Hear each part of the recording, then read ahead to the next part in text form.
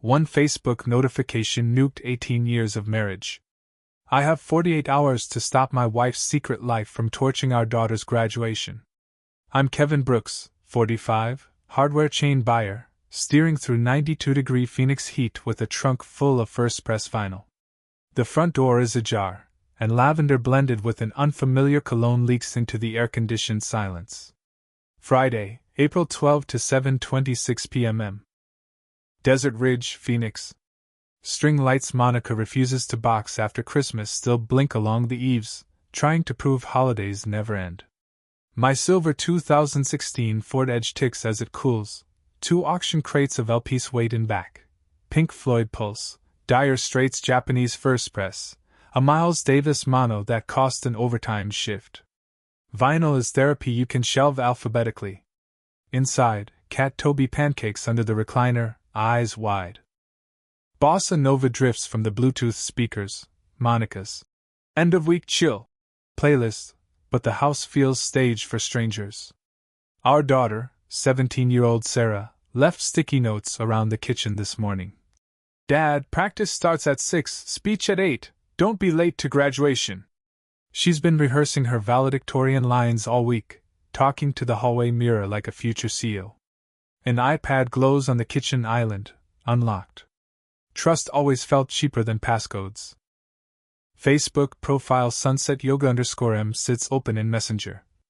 Vince P. Your shampoo is still on my hands. Room 314, Bayside Suites, 10 a.m. Check-in. Late checkout. Heart suit. 3 photos.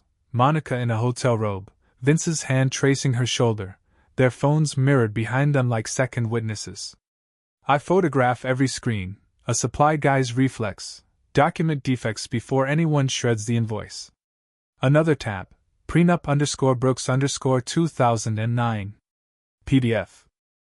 I flash remember painting the plywood sign over our first 2,400 square foot store 15 years ago, just the two of us, laughing at every drip of burgundy paint. Dad, a lawyer, insisted on a clause back then. Proven adultery transfers 50% of all business interests to the faithful spouse. It sounded paranoid. Tonight it sounds like steel. Footsteps and grocery bags outside. I swipe the iPad dark. Monica enters. Whole Foods Hall, quinoa, almond flour, Huetenango beans. Lavender clashes with the stranger's cologne. She said, "You beat traffic." "Gluten-free pizza?" I answered, voice set to room temperature. "Tonight it's truth without toppings." Study door clicks shut behind me. I lay screenshots beside the prenup, start a forensic iCloud backup, every yoga selfie, every Venmo incidentals tag, every geopin, flowing into a portable SSD at 3.8 megabytes per second. Wall clock, 8:47. 48 hours until auditorium lights pop. Linda Garcia, divorce attorney known for freezing assets before defendants finish dessert, answers on second ring. She said, "Bring the prenup and the drive at 8. Monday we file and place a TRO on company funds."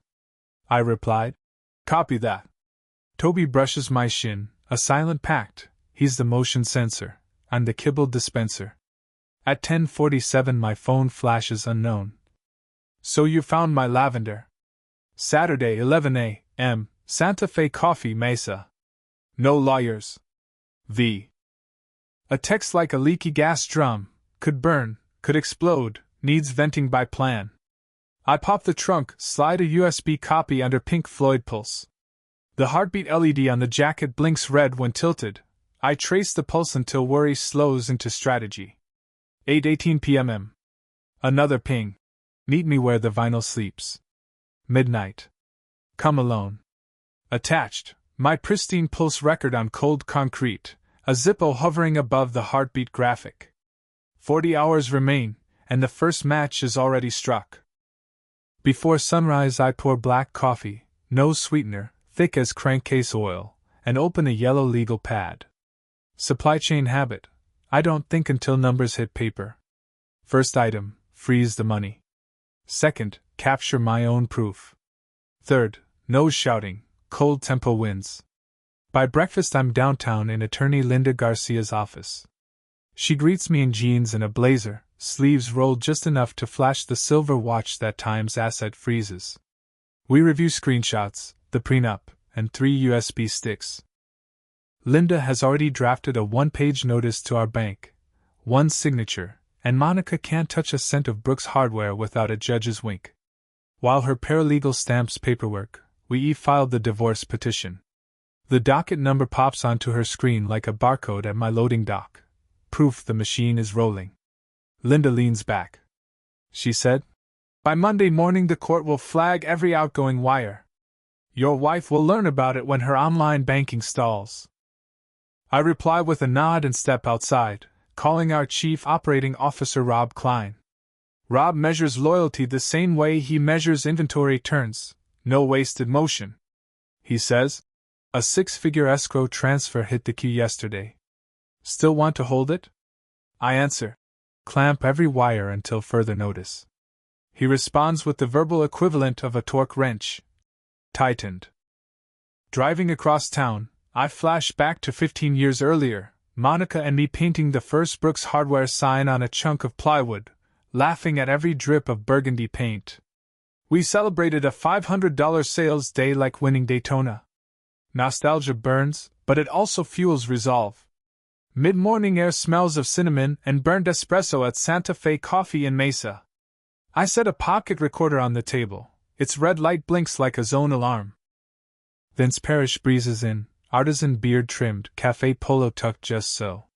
He offers a manila envelope without ordering a drink. He says, "Monica believes you're practical. Sign the mutual release. No public mess." Inside lies a share transfer request, 30% of my company to an offshore LLC he controls. Extortion disguised as mediation. I say, "Blackmail is a Class 2 felony in this state. Brew your next latte carefully." He stiffens, pockets the envelope, and retreats, eyes on the door. Free evidence, and a saved $4.50 on coffee. By early afternoon, desert heat hovers near 90 again. I park behind a landscape truck at Bayside Suites, swab my work polo for a breathable fishing shirt, camera pockets ready. A Nikon with a 300mm lens rests steady in my hand. 13 years of turning lag bolts prepared my forearms for this. Curtains in room 314 part. Monica folds into Vince's embrace. 8 frames, kiss, robes slipping, her smartwatch glowing, timed and tagged. Before leaving, I tip the front desk clerk $40 for an itemized invoice showing both names. He slides it across like a covert ammo belt. On my way back, I swing by the bank to rent a safe deposit box. The vault door closes with the submarine clang my father used to call the sound of adult insurance, and the SD card plus a USB copy settle behind steel. At Warehouse 1 in Mesa, the floor supervisor, Luis Ortega, meets me near pallet racks. Security logs show Monica used her badge 2 nights ago, lingering by the inventory workstation. She downloaded our quarterly supplier pricing, ammo to claim I was cooking the books. Luis pulls the footage. I copy it, slip him a weekend bonus, and tell him to rotate passwords. Late afternoon shadows stretch across our driveway. Monica's white CRV is already parked. Through the blinds I see 2 glasses of Sauvignon on the counter, her version of a peace flag. I record a 30-second voicemail, leave it on the hallway table. Legal counsel insists on attorney-to-attorney only. She hears my key in the door but stays rooted. She says, voice controlled but tight, "Kevin, we can still protect the business together." I answer, "The business is covered." Next I protect Sarah. She doesn't follow me into the garage. Good, torch fuel never meets flame. There, I recalibrate my vintage Technics turntable, new cartridge, anti-skate dialed to precisely 1.8 grams. Sanity often lives at the exact point where diamond meets groove. Night settles and my phone pings. An image downloads. Sarah's neatly written note cards for her valedictorian speech, scattered in an empty parking stall and soaked with what looks like motor oil. Caption reads, 40 hours, Dad? Save the speech or save the store, choose. Pulse spikes, fingers stay steady. I forward the photo to Linda and Rob, then text Monica's number. Cross the line to our child and every negotiation ends. No reply. Only the stylus spins, counting silent revolutions. Later, the doorbell camera lights up. A hooded figure drops a red gas can on our front step, sets a tiny candle beside it, and walks away. The flame is a mere warning lick, but 40 hours just shrank to 38, and someone is testing how quickly I'll smother a match. Police arrive 8 minutes after the doorbell video pings. 2 officers study the red gas can, sniff the wick of the tea light candle, and file it as intimidation, no accelerant ignition.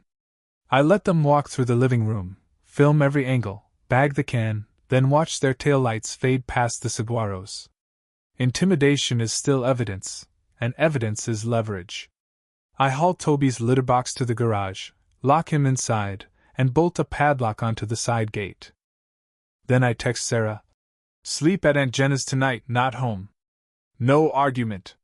She fires back an eye-roll emoji followed by, "Fine, but pick me up at speech practice tomorrow." She's 17, she negotiates even in emojis. The vinyl in my workbench cabinet suddenly feels like sandbags, heavy but comforting. I slide out the Pink Floyd first press Vince threatened to burn, run a carbon fiber brush over the grooves. Dust off, tension off. The heartbeat LED still blinks, so does my resolve. Morning breaks with desert clarity. Between 2 mugs of black coffee I study the doorbell footage frame by frame. Height, gait, left hand in pocket, Vince is right-handed. This runner hugs the gas can with his left. Probably Monica, or someone she paid. Either way, her war just moved from money to fear. I update the case file Linda keeps in the cloud, naming the clip candle threat. MP4. On the way to Sarah's speech rehearsal I notice a sand-colored Chevy Colorado riding my blind spot. I tap the edge's brake once. The truck drifts back but never passes. 10 blocks later I pull into a Circle K, grab windshield fluid I don't need, watch the mirror. Truck cruises past, plates from Nevada. I text Rob the partial. NV8X4K9T, keep eyes on ducks. Rob used to be an MP. He'll run it through his off-duty buddy. At the high school auditorium the janitor recognizes me from Booster Club fundraisers and waves me inside. The lighting truss is half-assembled, cords snaking like eels. Sarah stands alone on stage, practicing her line about resilience forged by the Arizona sun. She spots me, lifts her note cards, clean, no oil stains. Good sign. I clap silently, finger to lips. She curtsies, rolls her eyes again. She'll be fine if I can keep the world from catching fire for 36 more hours. I circle backstage, instinct scanning for anything that doesn't fit. Under the risers sits a cardboard Home Depot box labeled electrical spares. Inside, extension cords, zip ties, and a small can marked mineral spirits. Probably benign, painters use it, but it's sitting 3 feet from the main breaker. I photograph the label, text it to a city fire marshal acquaintance with the caption, "Legit storage?" He replies minutes later, "Technically no. I'll send an inspector today." Another bolt tightened. Monica calls while I'm grabbing burgers for Sarah and her best friend. I let it ring twice, pick up on Bluetooth, press record on the console. She says, "We need to talk before court ruins everything." I say, "Court ruins only what you set on fire." She inhales, then switches tone, silk smooth. "Kevin, let's shield Sarah. Sign a shared custody proposal. No police, no TRO." I answer, "Pull your dog off our porch, and we'll discuss." She pauses. Voice cracks. "That wasn't me." Call ends. Back at home I emailed the bank manager Linda's TRO number. Outgoing wires are frozen. Rob sends a text. "Plate belongs to rental out of Laughlin. Agent pulling driver's ID." For 30 minutes the chain of control feels sturdy again. Just after dusk the house Wi-Fi panel alerts. Unknown device joined. I pulled the network log. A generic MAC address pinged the router, then vanished. Probably a war drive passed by, but paranoia is cheaper than regret. I yank the ISP cable, switch to a prepaid hotspot known only to me, Linda, and Rob. 35 hours remain. Every minute is another screw in the crate. I can't sleep, so I dig through old emails and find the Sedona yoga receipt Monica claimed as health expense. The timestamp is 3 hours after an inventory report downloaded from warehouse servers. She wasn't meditating, she was lifting pricing data. I forward the PDF to Louise with instructions: audit every SKU log that night. Supply chains bleed quietly. I need to see if she set up a side channel. Near midnight, Rob calls, his voice a diesel engine running cold. Rental returns at 11 tomorrow. Driver on record, Ellen Parrish. Vince's sister. Flagged for petty arson in 19. He exhales. Your porch candle wasn't Vince. I thank him, jot the name, and mark her as a new variable. By early morning, the fire marshal texts a photo. The mineral spirits can seized, citation issued to the school's stage contractor. If Monica planted it, the fuse is snipped. If not, luck just pushed in my direction for once. A half hour later, my phone buzzes with a single image: Sarah's rehearsal podium, empty, spotlight on, her note cards shredded across the surface like confetti. Caption: 36 hours. Clock's mine. No threat to choose, no demand, just control. Whoever sent it wasn't after money, they were after momentum. I copy the image to Linda, then to Rob, ask him to double security at every dock. My thumb hovers above Monica's contact card. Call or text? Instead, I open the camera roll, find a picture from Sarah's 5th grade science fair where Monica and I crouched beside a vinegar and baking soda volcano. Family intact before leaks and clauses. I delete it, not out of anger but to clear visual noise. Objective over nostalgia, that's how you keep a line straight.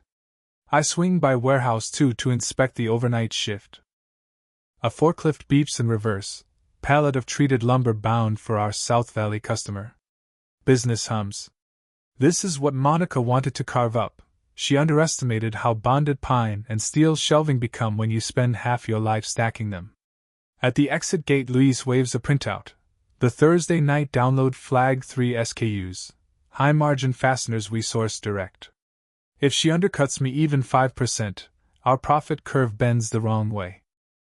I thank Louise. We agree on new supplier passwords before lunch.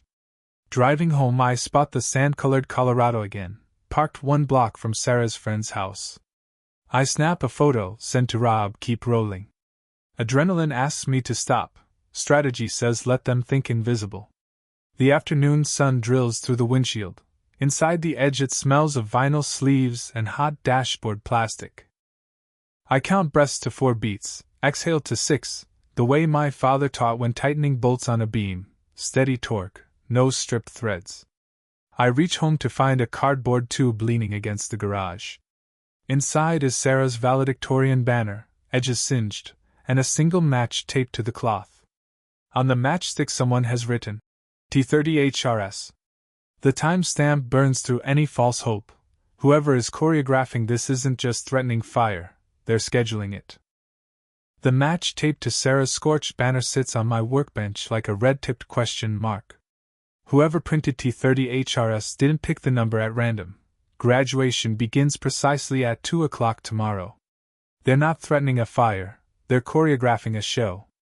I photograph the tube, the match, and the singed edges under a work light, then forward the images to Linda and the fire marshal. Evidence is leverage. Leverage buys time. Securing the stage. An hour later, the marshal texts back. Sprinkler lines above the auditorium can't handle a magnesium load. We'll deploy 2 tankers on standby. Real-world translation: if magnesium's in play, water won't save anyone. Only distance and extinguishing powder will. I draft a supply order, 60 pounds of Class D extinguishers from our Mesa warehouse, and call Luis. He says, we only stock 10-pounders, Jeef. But I can get the big units from the welding supplier down the block. I answer, buy 6. Charge my personal card. Luis understands urgency. His truck is already rolling before the line clicks off. While the fire marshal mobilizes, school district security meets me under the stage. Two aging electricians show us a cluster of fresh tie wraps hugging conduit. Someone's added a hidden split to the breaker box, small enough to look like routine wiring.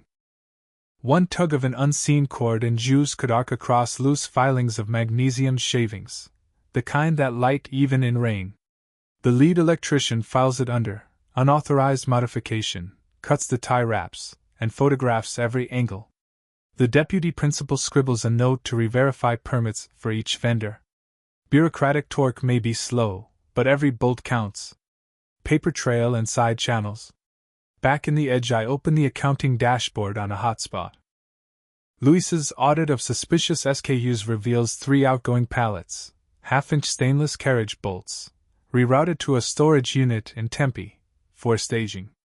The purchase order bears Monica's electronic approval and a digital signature timestamp during her supposed Sedona retreat. Assets siphon confirmed. I relay the information to Linda, who smiles through the speakerphone. Perfect. That's civil fraud on top of marital misrepresentation. Judge will love the stack. Her paralegal files an emergency motion to seize the storage unit contents. I ask Rob to pull our fleet's dashcam logs. Maybe one of our delivery vans captured someone tailing me.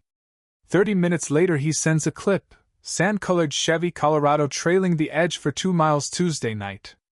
The driver? A tall woman with a bun, Ellen Parrish. Storage unit sting. By late afternoon a sheriff's deputy escorts me and Luis to the Tempe facility.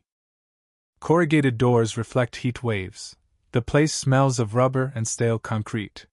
Unit 417's padlock pops under the deputy's bolt cutters.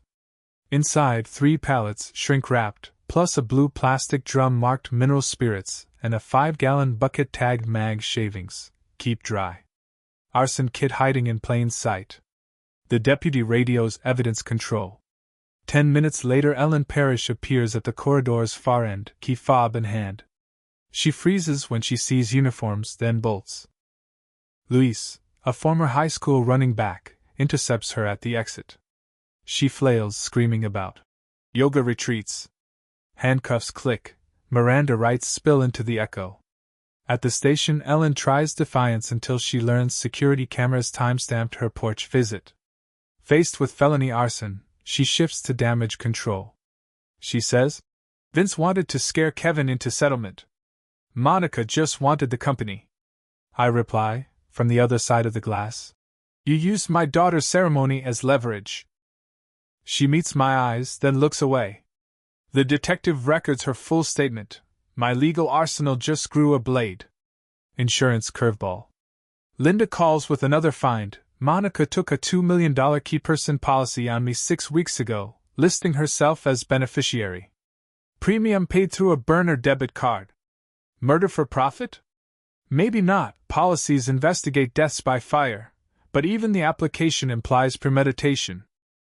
Linda uploads the paperwork to the judge's docket under evidence of motive. The spreadsheet of Monica's strategy bleeds through its cells. Sarah's safety grid.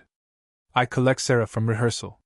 She notices the new security detail, a plain Tahoe idling down the block, and furrows her brow. She says, Dad, why are cops following me? I answer, they're following everyone in a cap and gown until diplomas fly. She nods, lips tight, teenager intuition working overtime. I hand her a small titanium whistle and a prepaid flip phone with one contact, me. She slips both into her purse without drama. Evening stalemate. Dinner is takeout barbecue eaten in the garage while I torque the tonearm weight on the Technics to a perfect 1. 8 grams. Focus on measurable things. Strip emotion like old varnish. Through the half-open door I see squad car blues bounce off the stucco every 15 minutes. Monica's CRV never appears, but my camera catches the Colorado cruising once, then vanishing toward the interstate. Rob texts, then position 2 guards at each dock. Luis sleeping in office with a baseball bat. Toby curls on a shelf of B-sides as if the world outside is just more birds. At 10 my phone lights up with a restricted number. I let it go to voicemail. The message, Monica's voice, plays through the truck's speakers. She says, Kevin, Sarah's fine. but the company will burn in court Monday if you don't end this drama. Drop the TRO, return the shares, and I promise the stage stays clean. I saved the file under extortion_stage clean. Wave and forward it to Linda. A promise from someone using gasoline as punctuation isn't worth a scratch. 45. Fire Marshal Update. Just past midnight, the Marshal confirms extinguisher stations in 4 backstage corners and tankers parked behind the gym. No magnesium safe system is perfect, but redundancy reduces risk. He adds that a bomb-sniffing K9 swept the breaker room and found nothing live. I exhale for the first time all day, then a fresh text appears, a cropped photo of Sarah's podium, spotlight bright, banner missing. Caption reads, "Banner's gone. Next time maybe the girl." Attached GPS metadata points to a half-built strip mall 10 miles away, exactly where the Colorado rental was seen. The marshal agrees to send a patrol, but cautions the mall's still skeleton concrete, lots of blind spaces. He advises letting police handle it. I nod, then draft my own plan, hardware man tools equal solutions. Before dawn I load the edge with 2 CO2 extinguishers, a toolbox, and 6 industrial glow sticks. As I pull out, Toby's reflection watches from the workshop window. A countdown notification pings on my phone. T24HRS. Beneath it, a live video link opens, Sarah's banner hanging from a crane at the empty strip mall, a flare fuse taped to the bottom edge, timer blinking. At 24 hours exactly, the spark will drop, unless someone cuts the line first. The abandoned strip mall squats like a half-poured concrete ghost at the edge of the desert. Sodium lamps along the frontage road are dead. Only my high beams paint the cinderblock walls. I kill the lights 2 lots away, ease the edge behind a dumpster, and pocket the CO2 extinguishers and bolt cutters. Wind gust oil-scented sand through the rebar skeleton, enough grit to remind a man he's still mortal. A construction crane towers beside the tallest slab. Sarah's school banner hangs from its hook, fuse taped to the lower hem, digital timer pulsing red against white fabric. 23 hours, 40-odd minutes. Whoever said it wanted a full day of dread. I walk the perimeter first. No Colorado rental, no footprints in the dust except wind-scoured tire tracks. The fuse rig is amateur, a Roman candle shell wired to a 9-volt battery. Still, magnesium in the breakaway letters would torch as bright as a welder's arc. I pull on Kevlar gloves, clamp the bolt cutters around the fuse lead and snip. Nothing pops, nothing hisses.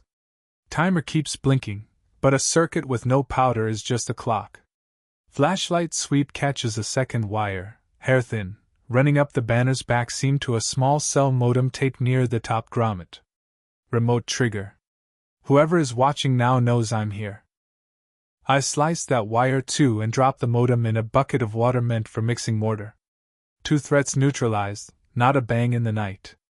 Heading back to the edge I spot fresh footprints leading behind a stack of drywall, women's trail runners, size 7 maybe. I track them to a service alcove housing a rust-flecked electrical panel. On the wall hangs a laminated permit stub showing Ellen Parrish's forged signature as Site Safety Consultant. She'd planned more than a fireworks prank, perhaps a full transformer overload. I photograph the permit, slip it into a document sleeve, and lock the alcove with my own padlock, my company's logo stamped on the hasp, a quiet way to brand the crime scene. Phone vibrates. Text from Linda reads, "Judge-approved emergency seizure. Deputies towing pallets now." Monica hasn't answered her summons. Under it, Rob messages a still shot from Warehouse Chem 2, Monica's CRV tailgate open, her lifting boxes of what looks suspiciously like ledger printouts. She's trying to rewrite the books before court. Rob added 2 words. "We're following." Wind rattles scaffolding, my nerves hum louder. I leave the banner rolled in the edge, fuse stored separately, and drive to our central warehouse, red brick building lit like a football field by LED floods. Inside, Rob and Louise flank Monica at the main terminal. She scrolls frantically, eyes wild, hair wrapped in a makeshift bun. A deputy stands back, hand casually resting on a taser grip. Rob says without raising his voice, She logged in 10 minutes ago, overriding purchase records. We locked her account, she tried mine. Louise produces the login report, her digital fingerprints all over fraudulent adjustments. Monica sees me, shoulders tighten. She says, soft yet brittle, "This company was my life too. You're choking it to punish me." I answer, "You chose magnesium and gas cans. The business is breathing fine, you're the one lighting matches." Her lips thin to a white line. Deputy asks if I want to press charges for attempted sabotage. I nod once. Handcuffs close. The sound is not satisfying, just necessary torque on a loose bolt. On the walk to his cruiser, Monica cranes her neck toward me. "Sarah doesn't need a man who files charges against her mother," I reply. "She needs parents who don't trade her graduation for leverage." She whispers something I can't hear, slides into the back seat, the door thunks, sealing a 10-year chapter. Back inside, Rob hands me a sealed envelope picked from Monica's tote, an insurance payout schedule and a printed plane ticket, red-eye flight to Bogota under a maiden name alias. $2 million buys a soft landing if the policyholder takes a hard one. Evidence slides into Linda's cloud folder within minutes. Louise walks me through the aisles, showing where false barcodes had been slapped over high-end fasteners. An entire side hustle mapped inside our shelves. Monica's silent co-conspirator was inventory creep, penny by penny. We scan each sticker, flag every falsified code. Numbers tighten, profit curve straightens like a plank under fresh screws.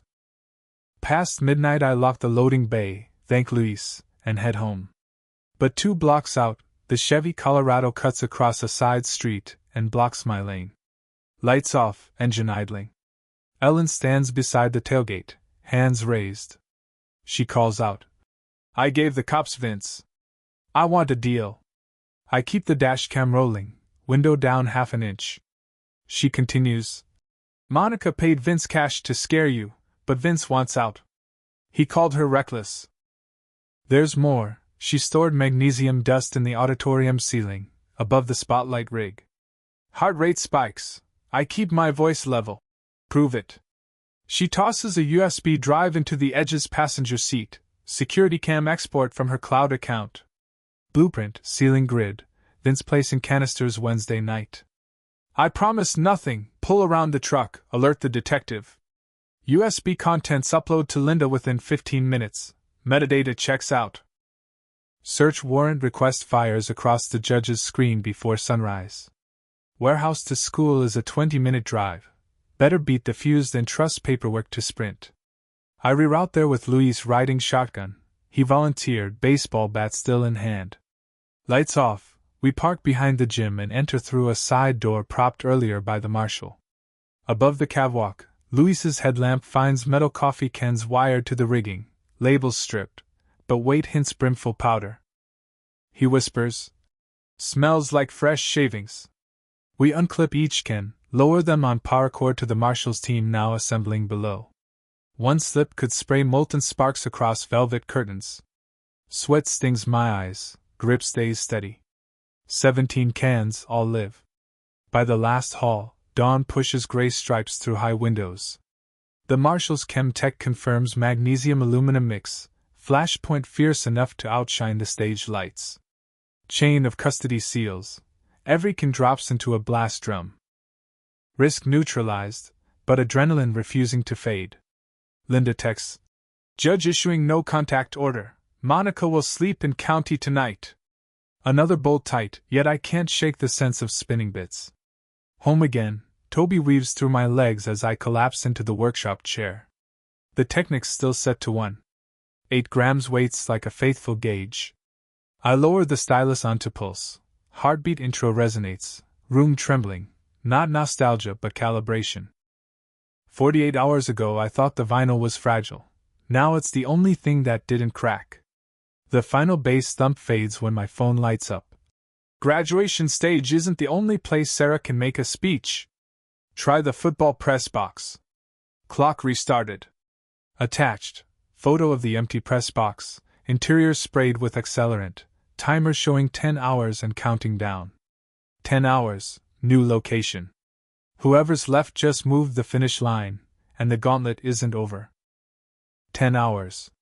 The phone's timer blinks like a cheap Las Vegas marquee. 9 hours 59 minutes and 42 seconds. 9 hours 59 minutes and 41 seconds. Sarah's high school stadium will flood with families by noon. The press box sits 40 feet above the 50-yard line. Perfect stage for a last strike. Whoever's still in play has run out of subtle. They want altitude and audience. Grid of response. I send the photo to the fire marshal, Linda, and Chief Reyes of the school district police. Chief replies first. K9 sweep in 40. Press box locked until then. I'm already steering the edge through sunrise haze, Luis riding shotgun again, toolbox at his feet. We roll through the faculty gate just as maintenance unlocks the bleacher service tunnel. Inside the stadium air smells of fresh paint and grass clippings.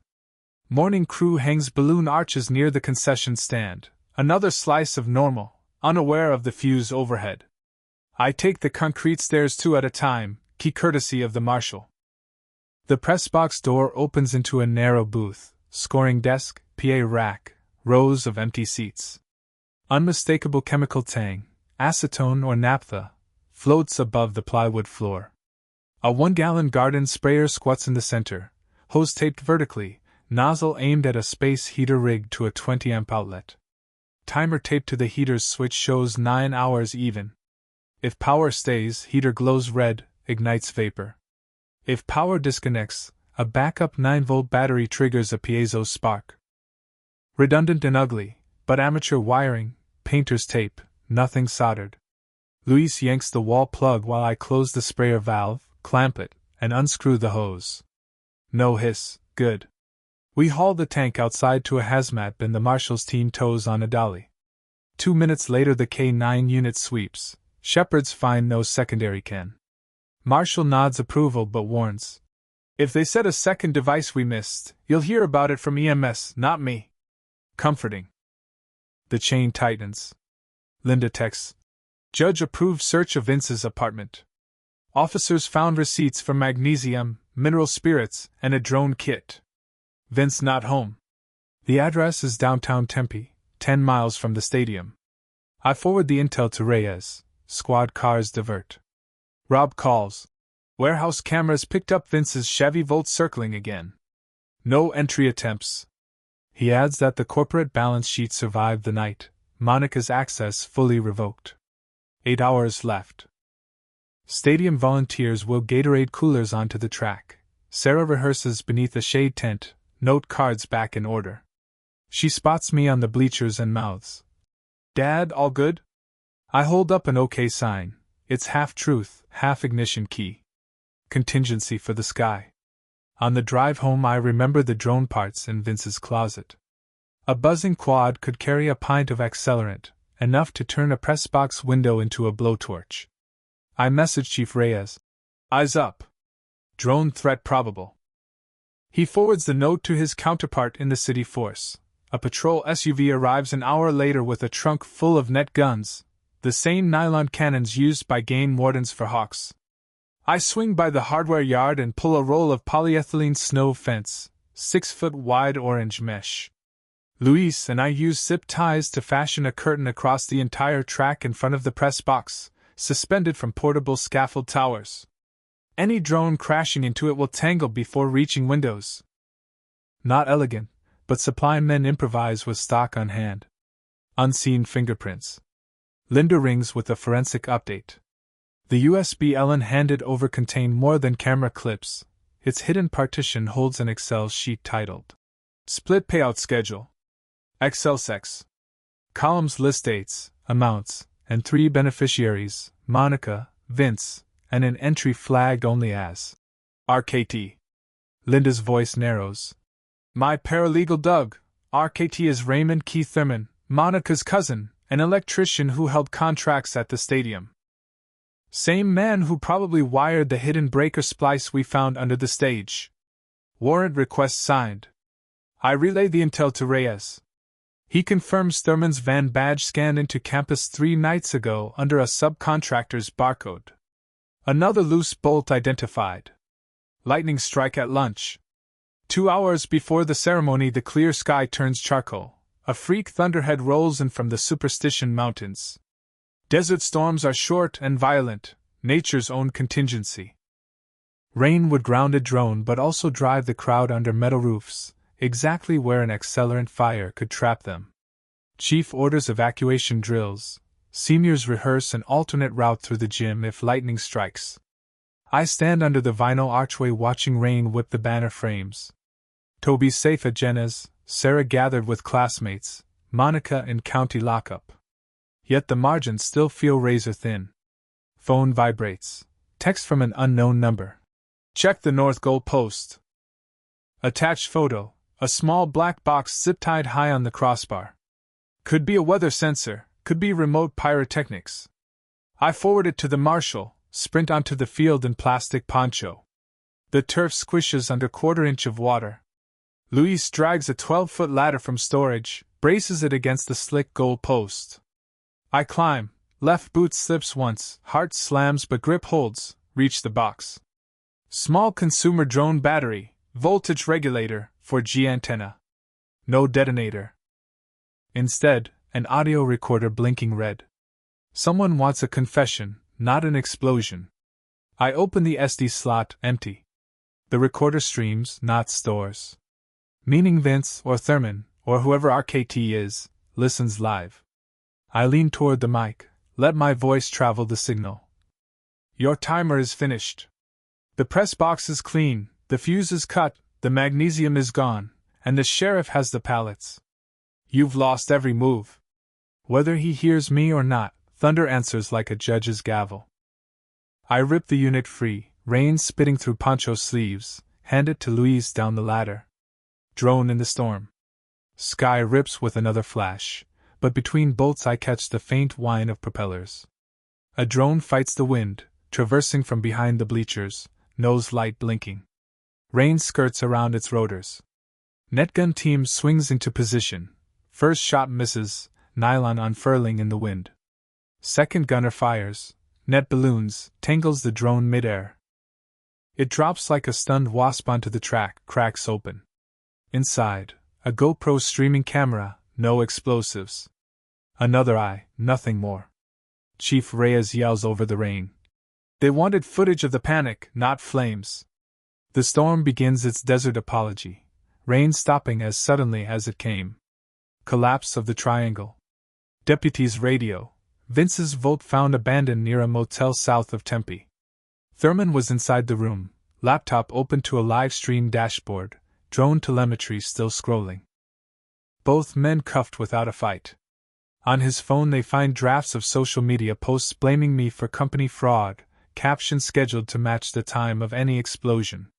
Narrative and evidence, he wanted both halves. Linda texts a single sentence. County attorney will add conspiracy to commit arson. Court math stacks decades on top of each charge. Final rehearsal.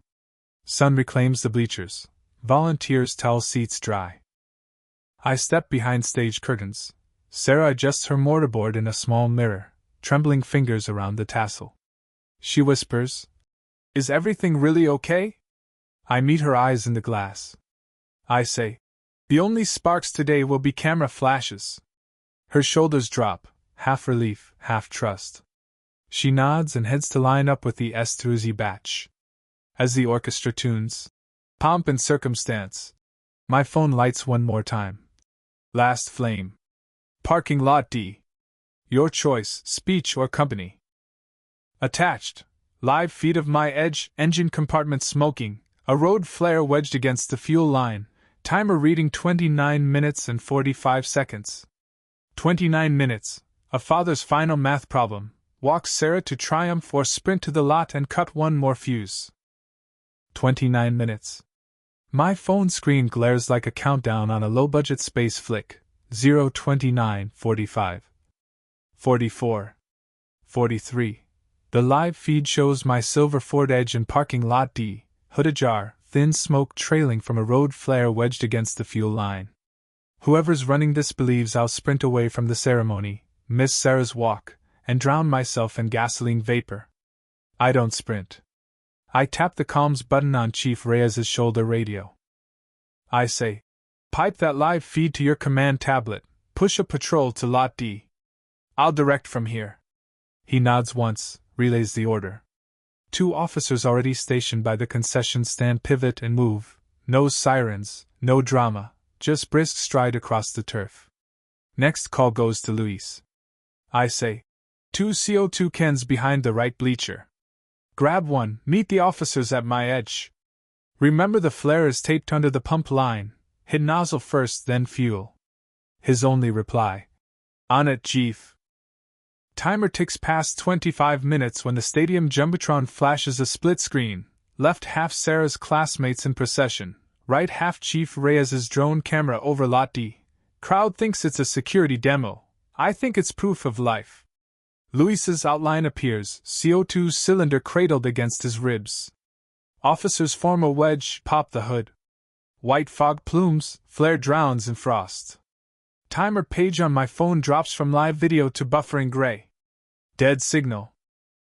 I exhale, let the beat in my neck settle. Sarah's row advances toward the stage. The speech. When her name echoes across the PA, Sarah steps to the podium, note card steady for the first time in 48 rattling hours. She opens with the lines she practiced in her bedroom mirror. True resilience isn't forged by success, it's tempered by pressure. Crowd chuckles, parents familiar with desert heat. Sarah's eyes find me under the awning. Her smile says she knows nothing yet everything. 5 minutes later the mortarboards fly, safe sky, no drones, no flash cans. Backstage, she asks the question I've been bracing for. She says, Dad, are we finally clear? I answer, the only fires left are in the barbecue pits. She hugs me, tassel scratching my chin, then races off to selfie clusters. Fallout calculus. County deputies tow my edge to the evidence lot, flare, fuel line tape, and thumb drive timer. Vince Parrish folds first, confesses to fabricating the flare under Thurman's instructions. Thurman confesses to magnesium cans and the drone scheme. Both name Monica as architect, offering text chains and bank transfers. Plea deals swirl. Prosecutors sharpen pencils. Linda reaches me near the ticket booth, court sweater already rumpled. She says, with arson, fraud, and attempted endangerment, Monica faces 15 years. You'll get full ownership, judge fast-tracked it. I nod, not out of triumph, more like a foreman clearing a punch list. Linda hands me an envelope, notarized order transferring Monica's half of Brooks Hardware to a protective trust in Sarah's name. The carbon copy of Dad's prenup clause staples on top, insurance policy finally cashed. Rob texts a single photo, Thurman's electrician van impounded, pallets of fasteners unloaded back into our stock, profit curve unbent. He adds, stores opened on time. Customers never knew. Supply chain intact, bolts tight. The last visit? Evening drapes the valley in copper light. I drive a loaner pickup, the dealership owed me a favor, to Desert Ridge. Toby greets me at the workshop door, tail a metronome. I lower the Technic stylus onto pulse once more. The heartbeat intro thumps through speakers like a personal inventory count. No magnesium, no gasoline, just diamond on vinyl. Phone buzzes, county inmate line. I let it ring twice, answer on speaker. Monica's voice, softer than I remember. Kevin, I called to say sorry.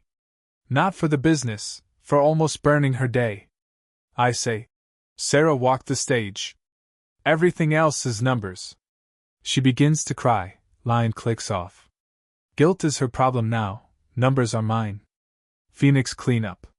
3 days later, we hang Sarah's banner, clean, no scorch marks, across the Brooks Hardware storefront. Customers applaud, some ask if it's on sale. Luis laughs, says we should charge admission to the story. I'd rather charge for lumber. Insurance cancels Monica's policy for material misrepresentation. Prosecutor files intent to seize her offshore account under civil forfeiture. Vince and Thurman plead to reduce sentences in exchange for full restitution. I donate the drone, recorder, and flare rig to the fire science program at Sarah's college. Let upcoming engineers dissect how not to build anything. Chief Reyes mails me the extinguished match from Lot D, now sealed in an evidence bag. I tack it above my workbench under a note. Leverage equals proof plus time. A silent equation older than any marriage. Night settles. Garage smells of wood oil and ozone from the old tube amplifier warming the speakers. I drop a fresh stylus on Miles Davis kind of blue. First trumpet note floats. Tension drains like sawdust out of a shop vac. Sarah texts from a graduation party. Made it home. Love you, Dad. The exhale finally comes.